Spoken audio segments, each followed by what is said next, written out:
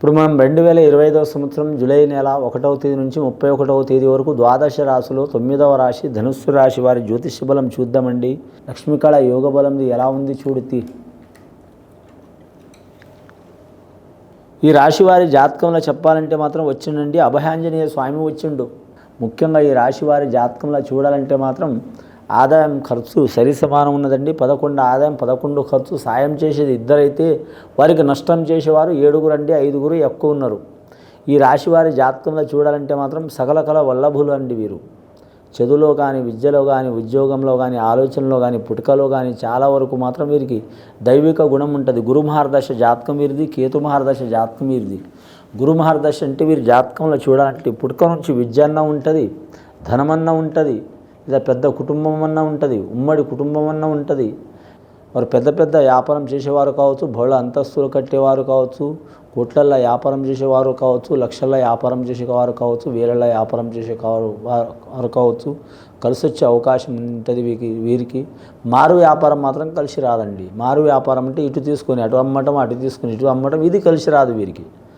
ఏదైనా చేస్తే మాత్రం వీరి జాతకానికి చూడాలంటే మాత్రం 10 రూపాయలు లాభం వచ్చినా 10 రూపాయలు నష్టం వచ్చినా పర్వాలేదన్నట్టు నడవాలి. వ్యాపారం అంటేనే రిస్క్. ఈ రాశివారు రిస్క్ తీసుకునే అవకాశం ఉంటుంది. అలాగే ఉద్యోగస్తులకు తిరిగి ఉండదు ఈ రాశివారికి. కానీ నవగ్రహాల్లో వీరికి 3 గ్రహాలు అనుకూలంగా ఉన్నాయండి, 3 గ్రహాలు అనుకూలంగా ఉన్నాయండి, 4 గ్రహాలు బాగలేవండి, 2 గ్రహాలు మాత్రం తటస్థంగా ఉన్నాయి. అలాగే వీరలక్ష్మి అంటే వీరులకు విజయం ఉంటుంది. వారు వీరులకు యుద్ధం చేస్తే వారికి విజయం సాధిస్తే మాత్రం తిరుగుండదు. కానీ ఓడిపోతే మాత్రం వారు పోరాడి ఓడిపోయినన్న ఒక గొప్ప పేరు కూడా ఉంటుంది ఆ రాశి వారికి. ఈ రాశివారు ఖచ్చితంగా అనుకున్న స్థాయిలో రాణించే అవకాశం ఉంది. అలాగే నరదృష్టి 1 బాగాలేదు, నరదృష్టి 2వది నవగ్రహ బలాల్లో మాత్రం 4వ స్థానంలో శని ఉన్నదండి. ఈ రెండిటి మూలంగా ఇబ్బందులయ్యే అవకాశం ఉంది. ఇల్లు చూస్తే అడి చూస్తే ఇల్లు అంటూ ఉంటుంది, మనశ్శాంతి ఉండదు. కానీ నమ్మిన వారి వలన మోసం ఉంటుంది.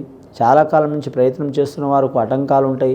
ఈ ఆటంకాలు తొలగిపోవాలంటే ఆంజనేయ స్వామిని పూజ చేయటం, శనీశ్వరుని పూజ చేయటం, అలాగే కులదేవతని ఆరాధన చేయటం, అన్నదానం, గోదానం, భూదానం, స్వర్ణదానం, వారి శక్తిమందం ఏదైనా చేయటం చాలా వరకు మంచిది.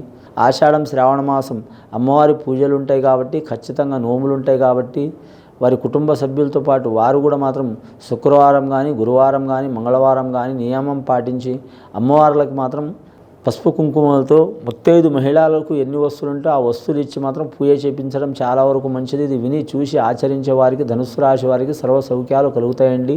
శుభం భూయాత్.